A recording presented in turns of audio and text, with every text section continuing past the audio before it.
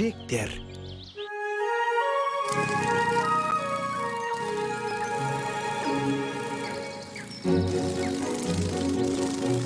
Бүгін алаңқайда сиқыршы тотының ойын-сауық кеші өтеді.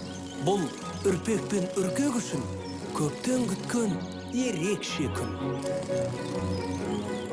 Міне, тоты сыйлаған кітапты басынан аяғына дейін оқып шықтық. Иә, енді оған өнерімізді көрсетуге болады.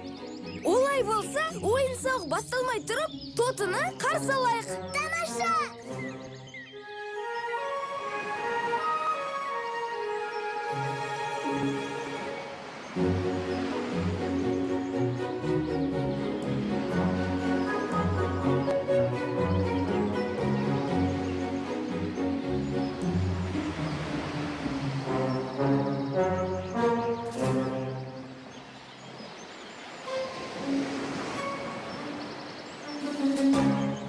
Тотының жүгі көп екен. Өзі қайда? Бір бүрлеп тасып жатқан шығар. Үрпек, көмектесейік та? Иә, шарымызбен барлық жүкті апарып тастаймыз.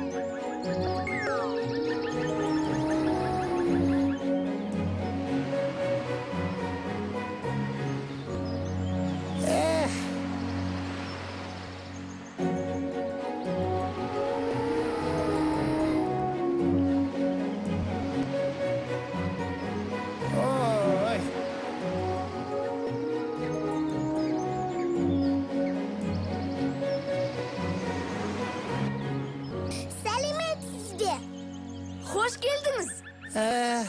Сәлем, көжектер. Сізге не болды? Ауырып қалған жоқсыз ба? Неге көңілсіз отырсыз? Бүгінгі ойын-сауық болмайды. Мен сиқырға қажет заттарымды жоғалтып алдым. Көмекшілеріме келмеңдер деп жедел хатта жіберіп қойдым. Біз сізге көмек болсын деп кейбір заттарыңызды алаңқайға апарып тастадық. О, көмектеріңе рахмет әрине. Бірақ заттарымды маған айтпай алғандарың қалай? Енді міне, мен көмекшісіз қалып қойдым. Біз кінәліміз. Кешіріңіз. Ой.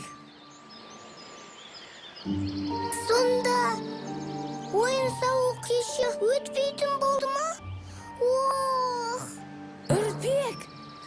Тоты! Сіздің бізге сыйлаған сиқыршылар оқулығын оқып алдық қой. Иә, ондағы барлық сиқырды үйреніп алдық. Солай ма? Бұл тамаша ғой. Онда алға, кішкентай достарым. Бүгінгі ойын-сауықта маған көмекші боласыңдар. Алаңқай!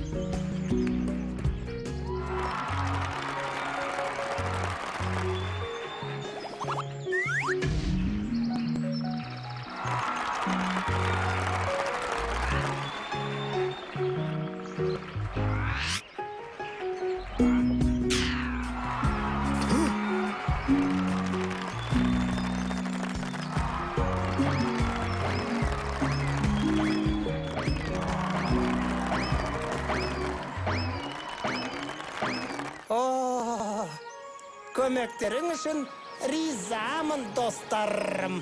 Сізге де рахмет. Менің сенімді достарым. Бүгін ең үлкен сиқыр жасаған сендер. Біз? Қалайша? Біз тек көмекші болдық қой. Сендер бір кештің ішінде кішкентай көжектерде менің ең үлкен және сыйлы достарыма айналдыңдар. Ғажап емес пе? Осылайша көжектер достық үшін кішкентай көмектің де маңызды екенін түсінді.